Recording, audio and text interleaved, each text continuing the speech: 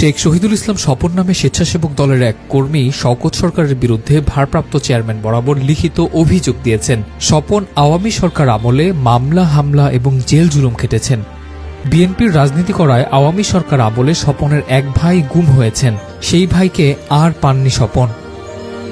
দুর্দিনে দলের জন্য জীবন বাজি রাখা স্বপন সুখের স্বপ্ন দেখেছিলেন, কিন্তু সবই এখন দুঃস্বপ্নে রূপ নিচ্ছে।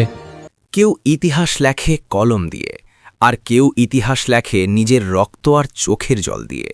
রাজনীতির রাজপথে জীবন বাজি রাখা এমনই এক নিভৃতচারী সৈনিকের নাম শেখ শহীদুল ইসলাম স্বপন। কাশিমপুর মেট্রো থানা স্বেচ্ছাসেবক দলের এই একনিষ্ঠ কর্মীর জীবনের প্রতিটি মোড় আজ এক একটি বিষাদ সিন্ধু। 2023 সালের সেই অভিশপ্ত 18ই নভেম্বর রাজনৈতিক মিথ্যা ও গায়েবী মামলায় তাকে টেনে নেওয়া হয় কারাগারের অন্ধকার সেলে।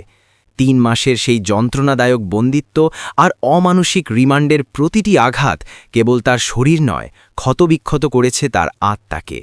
যখন তিনি লোহার গড়াদের পেছনে পিষ্ট হচ্ছিলেন, বাইরে তখন তার পরিবার দেখছিল বেঁচে থাকার নিদারুণ সংগ্রাম। কিন্তু এই ক্ষত তো কেবল 3 মাসের নয়, এই যন্ত্রণা এক যুগের।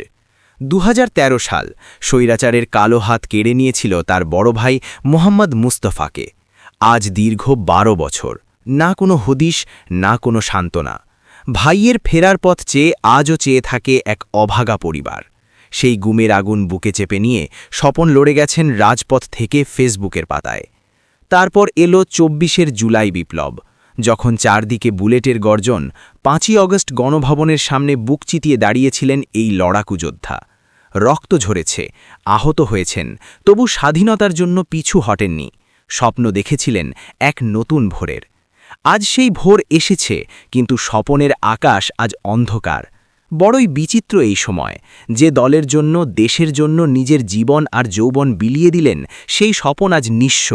আজ তিনি গৃহহারা, কারাগার সয়েছেন, নির্যাতন সয়েছেন, গুম হওয়া ভাইয়ের শোক বয়ে বেড়াচ্ছেন। তবুও কি এই ত্যাগ মূল্যায়িত হবে না? একজন নিঃস্ব যোদ্ধার এই আর্তনাদ কি পৌঁছবে না বিবেকের দুয়ারে? ত্যাগের বিনিময়ে কি কেবল অবহেলাই প্রাপ্য? এই প্রশ্ন আজ সময়ের, এই প্রশ্ন আজ নেতৃত্বের কাছে। অবরোধ, অগ্নিসন্ত্রাস ও নাশকতার ঘটনায় জড়িত থাকার দায়ে গাজীপুরের কাশিমপুরে বিএনপির 3 সদস্যকে আটক করেছে থানা পুলিশ। শনিবার রাতে থানার লোহাকৈর এলাকা থেকে তাদের আটক করা হয়। বিষয়টি নিশ্চিত করেন কাশিমপুর থানার ভারপ্রাপ্ত কর্মকর্তা সৈয়দ রাফিউল করিম রাফি।